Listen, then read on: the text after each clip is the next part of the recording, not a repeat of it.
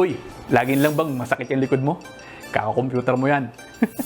Joke lang. Nakakaranas ng lamig sa likod o upper back muscle spasm kapag nababanat ang taas na bahagi ng ating likod. Ito yung kumukonekta sa loobang bahagi ng ating shoulder blades at ng spine.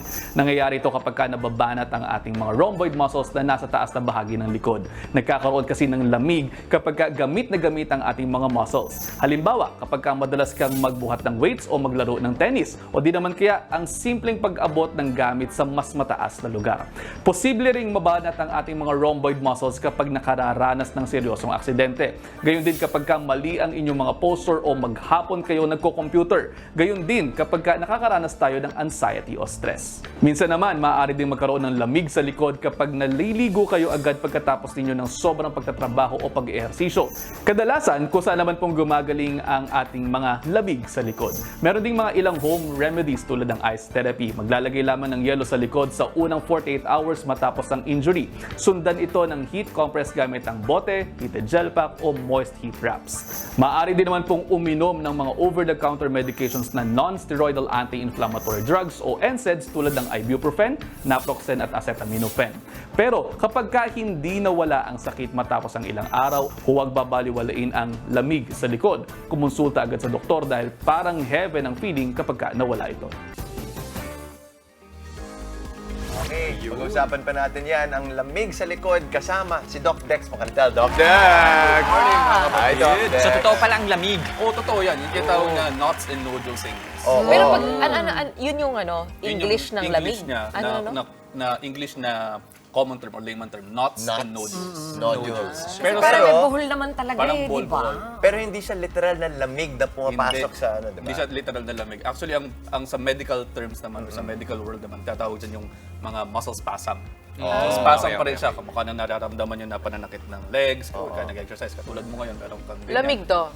Hindi siya, pwede siyang lamig or actually parang muscle spasm talaga yung tawag sa kanya. Kasi sa mundo natin, sa Pilipinas, no, yan yung tinatawag nila na lamig kasi yun yung nakasanayan ng mga hilo, ng mga traditional na healers. Ayun na nga, totoo bang naiibsan niya ng pagmamasahe o hilot? Kasi di ba yan yung kadalasan sinasabi ng mga therapist, may lamig ka dito. Ayun, so pwede na maibsan. No, pwede maibsan, pero kapag hindi nawala yan, no, pwedeng simulan yan, home therapy, masahe-masahe lang muna. Pero kapag hindi na ibsan yan, baka kinakailangan natin ng clinical massage na tinatawag.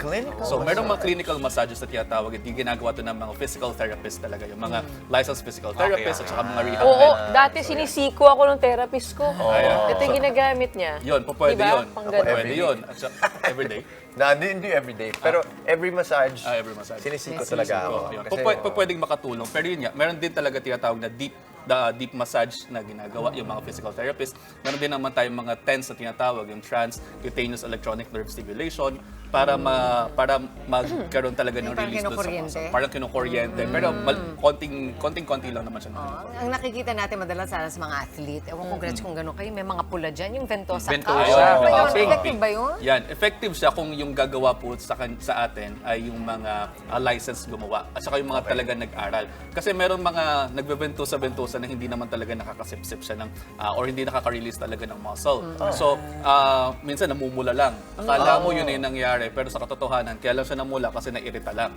So, meron din naman ginagawa talaga yung tamang pagbe-ventosa, no, na pinag-aralan din yan ng mga license talaga. pero kahit ganyan, Doc Dex, hindi ba makakatulong pa rin yan sa circulation sa area na yun? oo. Makakatulong pa rin siya doon sa circulation. Kasi ang problem naman sa muscle spasm is poor circulation pa rin yun. So, since hindi masyadong napaperfuse ng dugo or masyadong nagko-contract at saka nagre-relax yung muscle, kaya masyadong siyang nagkakaroon ng spasm. Pero paano ba iiwasan to? So, paano iwasan una dyan? Posture. No, katulad ng... Umayos lahat. umayos lahat. Posture, so, parati kapag kunyari, nagsusulat. No? So, nagsusulat tayo, kailangan yung level ng arm mo at yung ng elbow mo 90 degrees. na naka 90 degrees. Kailangan na, yun. Tapos kailangan naka-rest yung paa mo sa floor o kaya kung hindi mo abot yung floor, meron kayong footrest. Hindi ba sa Kailangan natin upuan i-adjust yun? ang Sa upuan din. Sinisiko kasi yung yung binili kong murang upuan. Mura ba yun? Di ba yun? Mura lang. Binili ko sa online. Hindi naman, kasama din yun. No? Yung mga ergonomic chair Ergonomics, kasi pwede talagang gumana sila. So kasama talaga sa posture yon. Hindi lang sa upuan kasi yung body natin, nag-work siya as a system.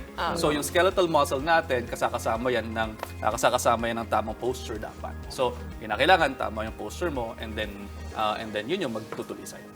Yun yung magtutuloy ng pagbibigay ng tamang circulation. Posture. Bukod sa proper posture, meron pa ba? Bukod sa proper posture, kinakailangan din ng tamang iniinom ng mga gamot kung may mga sakit. Okay. Mag-ehersisyo. Exercise. Ehersisyo. Huwag nakaupo buong araw. Tama na. Tama yun. Tsaka matulog. Matulog. Ayan. Yaki kasi. Aray, parang patama lahat sa oo nga. Okay. Yaki kasi nagagaling Dami sila mga sa preventive. pag-workout Grabe kayo, ko eh. So, hindi ko alam. Yun na. Hindi ko alam sa inyo. Sa workout sa akin. Minsan work lang walang Work lang, walang out. Oh, di. Work from home At kasi. least sa no? gym nag-workout para sa'yo. Ay, so, hindi pala. Ay.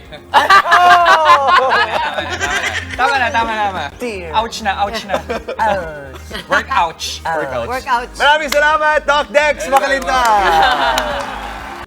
Mga kapatid, Justin Quirino po. Masayang kwentuhan at makapulahang informasyon ang hatid namin tuwing umaga. Kaya't mag-subscribe na at mag-follow sa social media pages ng News 5.